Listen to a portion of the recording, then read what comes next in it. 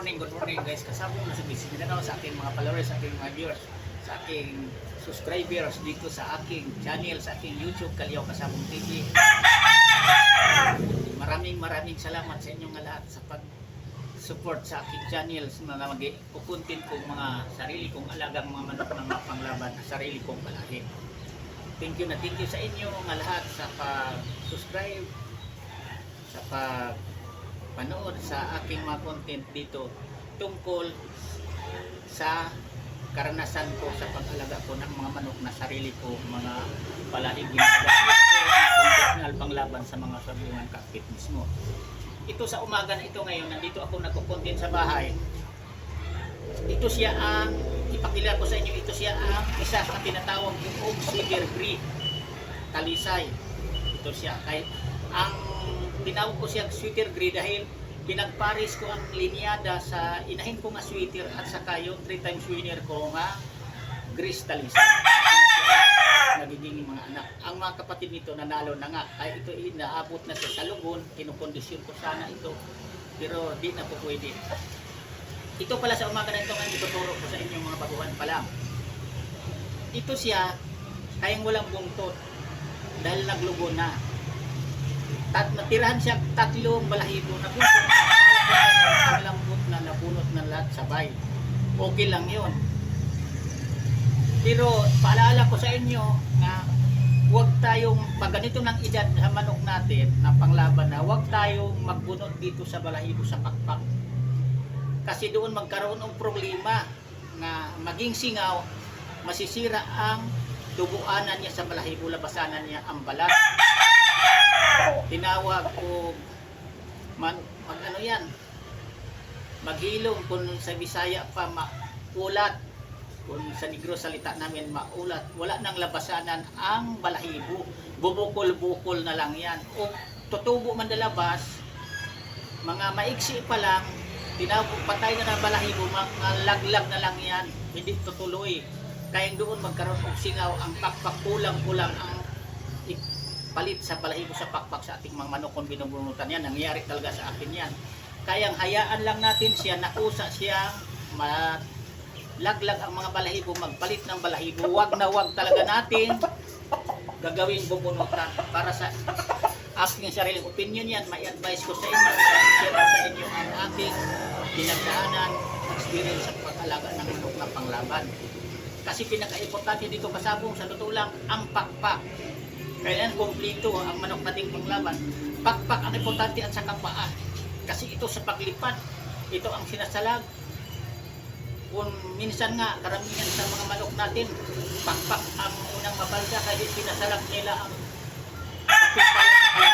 pagsalag itong pakpak. Importante at saka paglipad, ito ang nagdala ng magkaroon silang power, hangin.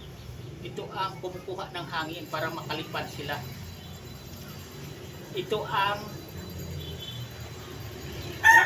ito magka pares itong pakpak at saka paa, kabilaan pakpak at saka paa. Ito ang pinakaalalay nila, ito ang balansye. Wala nang balansye ang sa manok kapag sira ang pakpak, sira ang paa. Kaya parehas din sira ito at saka itong paa niya, magkaparehas yan yung apat, paa, pakpak at saka pakpak, paa. Pero kung may diferensya sa paaman yan, o pakpak, hindi na balansyado yan. Gugulong na ang ating manok kung sira na ang pakpak. Kung singaw na ang pakpak, mahina na ang hangin. Yung tawag ko, singaw na, hindi na yung hangin masasagap niya. Kung bikilos nilipad siya, kung gagamitin niya ang pakpak niya. Yan ang pinaka-importante sa umaga na ito. Yung naisingit ko sa inyo dahil sinabi ko sa inyo, unti-untiin ko dito, ituturo. I-advise ko sa inyo ang aking kalaman tungkol sa pag-alaga ako ng manok. Para na mayroon kayo, aking mga subscriber, aking mga followers, aking mga viewers, sa kapanood nyo sa aking mga content tungkol sa pag-alaga ng manok, mayroon kayong mapulot o matutunan man lang na pangdagdag nyo sa kaalaman. Kung mayroon kayong manok na mga balik-balik pakpak, yung balahibo ito na hindi maiwasan, may manok balik-balik pakpak, ano yan, yung huwag nyo bubunutin. Kasi lalo yan na magkaroon ng problema. Kasi may manok pala, ito may dagdag ko sa inyo, may manok na Ito parang may mga gatla-gatla dito, bukol-bukol sa linyada sa manok. Yan ang mga tudtod, mga bali ito lahat. Ang matitira dito na lang banda. Kung napansin nyo yan, sa linyada sa manok nyo. Ito ang matitira na dito banda, ito singaw na dahil bali-bali ito. Pinagdaanan ko yan dati sa probinsya, yung mga manok ko pala nga puti dati.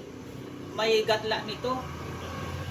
Malalaki ang tinawag dito sa amin sa Negros, tukog-tukog dito, ito siya. Itong pinaka ano yan, parang sa walis tingting, tukog tawagin sa Bisaya. Ito siya, may bukol-bukol, gatla-gatla. Iyan ang linyada sa isa ka manok pala nga. Mga puto lahat ito.